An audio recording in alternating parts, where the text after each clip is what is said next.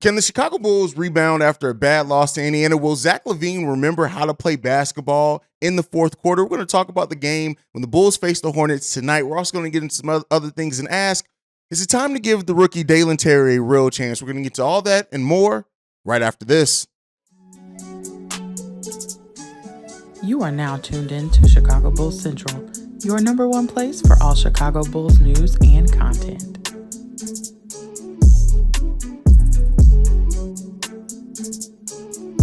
Welcome to another episode of Chicago Bulls Central. I'm your host here, Haize, and this is the number one spot for everything Chicago Bulls related. But anyway, so the Bulls face the Charlotte Hornets today, and on paper, this should be a game in which the Bulls can not dominate, not be expected to win, because we know this team, as up and down as they are, you can't really expect this team to win against anybody coming in, right? You should, but we can't, because this team is bipolar. But with that being said, it's this, right?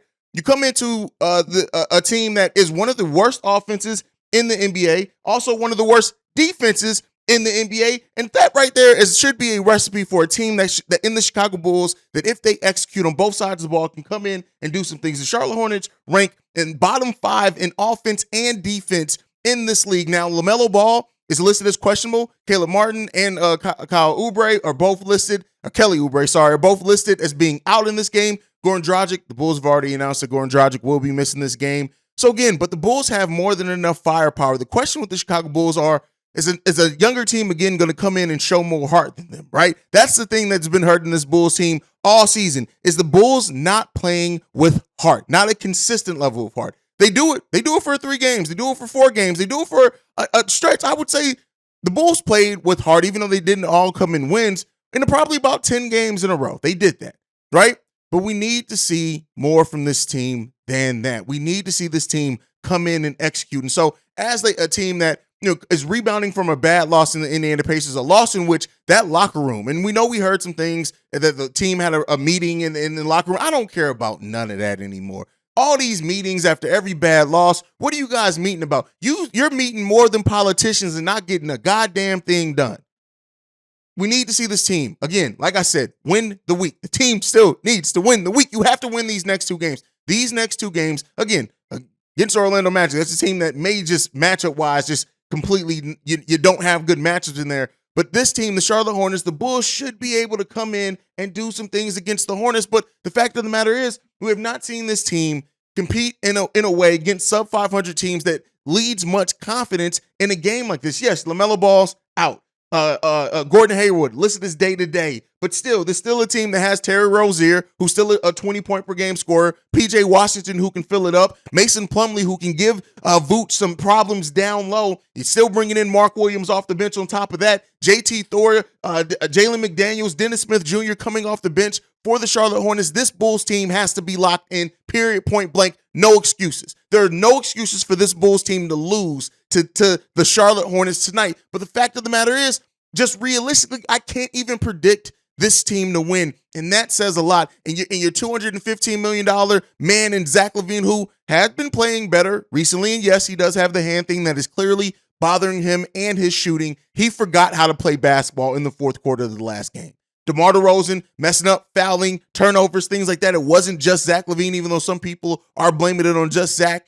At the end of the day, somebody needs to step up. Somebody has to have some type of pride about them. And usually it's going to be Nikola Vucevic. Now, if you can continue to play through Vooch in this game, if Mason Plumlee does not take Vooch out this game, or just with the physicality of it, and, with Mark Williams also being their bench big, I would like to see Andre Drummond get in this game and play very well, because you're bringing in Mark Williams, a 7-foot, 242-pound rookie who, while not anything world-beating yet, and a player that I would have loved the Bulls to be able to draft, by the way, but we all know that. I covered that very extensively this summer. He's a player that's only played in 18 games this season, but he's shooting the ball 60% from the field. He's shipping in 5.3 rebounds, 7 points, almost a block per game, and only 13 and a half minutes that he's averaged over the course of his rookie season. This is a guy who can give Vooch fits. If he does play against him, we don't even know what's going on, so we'll see, right? But this is a player that definitely looking out for to see what he can do. Overall, the Charlotte Hornets have been a very disappointing team right there along with the Chicago Bulls. Me and some other people thought that the Hornets were going to be able to do some things. Then, yeah, LaMelo's been in and out with injuries and things like that. But at a time where we should be talking about the Chicago Bulls being right now the 9th seed, they should have beat the Pacers and been in that position. They're not. It is what it is. Woulda, coulda, shoulda. This Bulls team still needs to go out and win these damn games, man. They need to win the games. And at the end of the day, you have to look at the big three and what they're doing. When the Bulls were successful riding that nice stretch that they were riding of solid games played, the big three played like a big three. We need that. I know Zach LaVine has the hand injury, and it would be unfair to just say it shouldn't hamper him at all, but we saw him adjust to that. If your shot's not falling, get to the free throw line, push the pace, try to get downhill, get to the rim. That's what Zach LaVine needs to do. If his hand is bothering him that much to where it's affecting your shooting in a major way, those are the things that you need to do. And Ayo and Patrick Williams don't get passes from me. Not anymore. You guys have now been in the NBA. Patrick Williams multiple years. Ayo Dosunmu's been in this NBA and a starter for the most part of his NBA career. He's been a starter. Since for the most games that he's played, he's been a starter. We have the right to expect more out of you. Meaning, I'm not saying you need to go out there and get 12 and 10 or anything like that from P. Will or Ayo Dosunmu, but we should be able to bet on you. Both of you guys hung your hats and kind of major names in your respective rookie years by what you were able to do defensively. And both these players, in different ways at different times, have taken a step back defensively in the season so far. That you don't get the excuse from that anymore. Passive P you don't get that excuse. Ayo Dosunmu, you are the Nigerian nightmare. I know I stole that name from a UFC fighter or MMA fighter. It is what it is. I don't care. At the end of the day, we need more from you guys. You guys are starters at the NBA level. There are no more passes being given. Yes, you still have time to develop. Yes, for Patrick Williams, I'm not like some Bulls fans where I think you need to go out and be averaging 15 points per game right now. I'm not saying that. But we should be able to bet, if nothing else, on your ability to play defense and hit your open shots. Ayo has to stop passing up open threes. The delay on passing up, that's one thing that Patrick Williams doesn't do as much. He won't pass up open threes, but he'll pass up everything else in the game for God knows what reason. We need and should have the right to expect more from these players that came in and have been starting for the majority of their NBA careers. It's no more like, I get it, the acclamation. I get it. You still have room for your game to grow, but we should be able to bet on you as the starters and out there with the big three. Yes, you're not going to get offense run for you more times than not. That's just the way Billy Donovan does his job, or coaches, I should say. Not does his job, but the way he coaches. But we should be able to expect from you guys a certain level of execution, not passing up open shots. You're not going to hit every wide open shot. I get that. That'd be unfair and unrealistic to say every single wide open shot hit, even though you should be hitting more than you miss, goddammit. But with that being said, we need to be able to expect a level of play from both these players, and we have not. We have not, and you can't continue to pass up open shots. You can't continue to be passive. You can't continue to not play with some type of instinct and aggression. We need that from you. Patrick Williams, you literally found success when you were crashing the boards, getting there, being aggressive, trying to get putbacks, things like that, putting the pressure on the defense. That's all we need you to do, is to be respectable enough that the defense has to guard you. Ayo and P. Will got to step the hell up. They got to step up in major ways. Again, I'm not saying that needs to come with a huge scoring output, but we need to be able to bet on you to do something, right? To do something. And especially in this game, Ayo Dosunmu, if you draw the Terry Rozier assignment, you need to execute that assignment. That's it. Or if, God forbid, if you're guarding Denny Smith Jr., you got to be able to stick that and win that assignment. That's just what it boils down to. And Patrick Williams, listen, PJ Washington is a player that a lot of Bulls fans will want more than you right now. You got to step up and play a little bit better, my friend. You got to be able to give that, hang your hat on defense, if nothing else. That's what I want to see from these players. That's what I want to see from the team overall. And the role players in this, I get it. You guys started off, the role players in the Chicago Bulls had a great first half against the Indiana Pacers. And typically, they are the ones that kind of help change the energy and the pace and the things around the game. We need you guys to do that as well. Everybody has to step up and play their role. And head coach Billy Donovan, I tell you this, brother. I tell you this, man. You got to figure it out, man. Listen, the only triple W you're giving us is gum chewing, bro. We need more from you than that. We need more from you. And if you are not the coach that can get better out of these players, you got to get the fuck up out of here. And I understand that it's not realistic to happen. I know it's not happening. I know this Bulls team is not going to move off from Billy Donovan. They're not going to. And right now, with the roster that we have, there's no coach that can come in and probably make this roster a championship level roster. Billy Donovan is the coach that we have, and we need more and we should expect more out of you as well. You got an assistant in Chris Fleming on your bench that a lot of Bulls fans would rather see him coaching this team right now. And yeah, while some Bulls fans misquote that 10-game winning streak and think we went on that streak with Chris Fleming, that's not what happened. 3 games of that, Billy Donovan was the head coach, and Billy Donovan was the one coming up with the game plans on Zoom calls and things. But that's being said, I've hit that point long enough. But we even need more from the head coach and Billy Donovan. We need better execution. We need better adjustments. I will say this: Billy Donovan's offense, yes, it's gotten a little bit better. Over the last month, it's gotten better. They have been moving the ball around. But when your players get punched in the face and they go back to heavy isolation ball, if you're trying to tell us that that is not the offense that you're calling and these players are going rogue, that means that they don't respect you.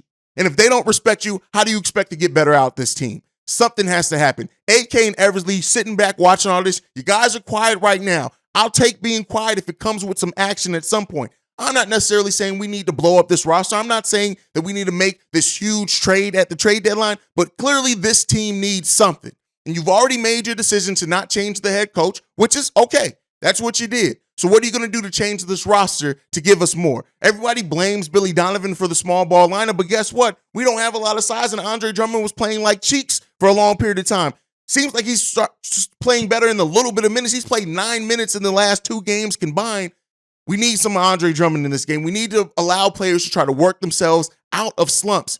There's a lot of things going on with this team. And I know I just kind of unloaded in talking about a Bulls versus Hornets preview, but that's just where I am with this team. Frustration levels at an all-time high. And I know a lot of Bulls fans ride with me on that one as well. All right, let's get off of that. Before we go, I do want to talk about Dalen Terry, right? And ask the question, is it time to give the rookie Dalen Terry a chance? And the reason why I say this, and I can't remember who left it in the comments. If you left it in the comments, please leave a comment down below so I can give you a shine, rightfully so, on this one. But they talked about how there are a lot of rookies around the NBA right now, albeit for not necessarily teams that are doing amazing. But for example, the Indiana Pacers are a team that's above us in the standings and a team that is playing a rookie, yeah, albeit a rookie that was drafted much higher than Dalen Terry, some tick. And while this Bulls team needs energy, why they need playmaking, why they need things like that, Dalen Terry projects to give the Bulls a lot of that. Am I calling for Dalen Terry to all of a sudden now be this person who gets 20, 25 minutes a game? No, I'm not saying that. And I understand, and I've been the one to say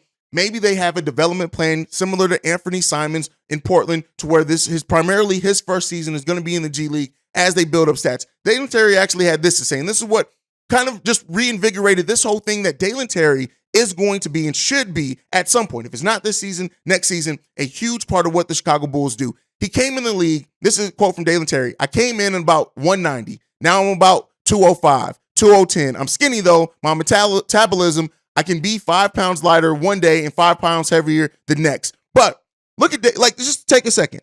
For a rookie to come in at 190 pounds and to be almost 210 pounds halfway through their rookie season, meaning he's gained at least 15 pounds. And if you see him, you know it's not fat. That's almost 15 pounds of relative muscle in half a season.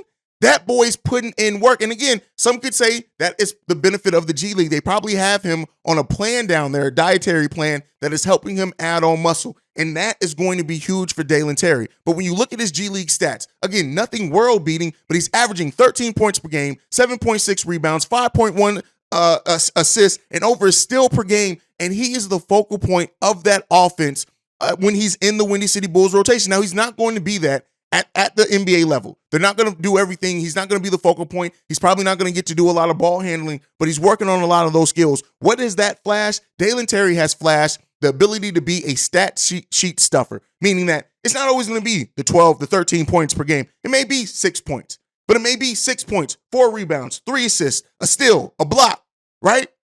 And that energy, that is what Dalen Terry brings, is energy. And for a team where your veterans aren't giving you any energy, it may be time to start looking at that. And, you know, a lot of Bulls fans are asking the question, why? Why? We're seeing these rookies around the league, especially after we play a team where Benedict Mathurin, because of he came in the league with a lot of confidence. The dude literally came in the NBA saying LeBron got to show him that he's better than him. But with that being said, it's just, when you have the level of unhappiness and uncertainty that most Bulls fans have around this team right now, and you have a rookie that has been developing and shows the potential for a lot of the skill set that the Bulls do need, the questions arise. I'm going to ask this question. Is it time? Do you guys think it's time, especially if the Bulls aren't going to be winning? Now, again, winners of 11 of their last 7 and 3-1 in their last 4. They've been winning more than they've been losing lately. But is it time to maybe give the rookie, especially with Javonte out, a little bit more tick? Now, one could say as well, the Bulls are already playing small, even with having Andre. They're having a rough time finding Andre Drummond minutes. And I understand that. But with Goran Dragic, Javonte Green out, if nothing else, this should be the time where we give the rookie Dalen Terry a little bit more tick. I'm not saying when the roster is fully healthy, Dalen Terry should be getting 10 or 15 minutes a game. I'm saying right now, with Javonte Green being out, it may be time to take a look at Dalen Terry to get it. Since Javonte Green's knee injury, which is going to keep him out for at least another 2 weeks at least, we've stuck with an 8-man rotation. That 8-man rotation has been Kobe White, Alex Caruso, Derrick Jones Jr. coming off the bench with a little Andre Drummond sprinkled in there from now again. And while that bench unit has been bringing energy, one of the things that we're missing with Goran Dragic being out is playmaking. Now, Kobe has brought a little bit more of that. We've already talked about how he's grown as a playmaker, but I'm really looking at this and saying, this may be the time. Let's give the rookie Dalen Terry some tick. Now, outside of that, before we end the show, the trade deadline is coming up. We all know the NBA trade deadline is coming up, and you're getting a lot of talk, conversation, speculation on what should happen. There was even like this trade going on. I can't remember who promoted it, but saying the Bulls should trade Zach LaVine for Russell Westbrook and the Lakers 2 first round. That is a terrible trade. And I'll tell you this, if you're in this comment section saying that the Bulls should trade Zach LaVine for Russell Westbrook and 2 first round picks, I'm sorry, that's stupid. That's just flat out. I'm sorry if I hurt anybody's feelings. That's stupid. If Zach LaVine's value is that low at this point, you need to hold on to him and let him build the value back up. That's all I can say, because that is a dumb trade for that first piece in that to not get us back until 2027. That's a terrible trade for a player that's in his prime and yes, hurt, yes, having a down season so far, but we know the potential. Zach LaVine is top 10 in the league in scoring potential when he's rocking and rolling and fully healthy. You don't give that up for 2 future first-round picks that at that point don't project to be much, because if you pair, I'll tell you what, Anthony Davis, Zach LaVine, Rui Hachimura, and LeBron still being there, if that team can stay healthy, listen, that's stupid. That's just a stupid trade. And I'm sorry, anybody promoting that, I don't care if you're on ESPN, I don't care if it's your mama, I'm sorry, but your mama's stupid if that's the case. That's just what I got to say to that. It's just your mama's dumb. If your mama's saying trade Zach LaVine for Russell Westbrook and 2 first-round picks that the first one doesn't come into 2027, your mama's an idiot. And if you feel some way about that, you can come see me. I don't care. And then there was another promoted trade by ESPN that says the Bulls should trade Kobe White for Cam Payne and 2 second-round picks. That's another dumb trade. And the thing is, right, while I want to see AK and Eversley do something, I don't want to see them do something stupid just for the sake of doing something. And that's where a lot of Bulls fans sit right now. They are at such a distaste for this team, understandably so, that they just want the front office to do something just to show that they're doing something. And it could be a trade that could hurt the team worse in the long term. We don't need to make a stupid trade. We need to make a calculated one that is going to add something to this team. And AK and Eversley, as much as I talk about the players, as much as I talk about Billy Donovan and the coaching staff, you guys are also on notice for what you do between now and the start of next season. If something does not improve on this team, you guys are the new guard packs. That's what I said. Now, that's it for today's episode. You guys can let me know what you feel down below. I know I came in firing and hot because this team is just pissing me off, period. But you can follow me at Bulls Central Pod. You can send us any feedback, questions, comments, concerns, bullscentralpod@gmail.com. Lastly, if you want to leave a text message or voicemail for our mailbag episodes, the number to do so, 773-270-2799. We are the number one spot for everything Chicago Bulls related because of you guys. Like I like to end everything on Go Bulls. Love you guys. It's game day. So see red if you can.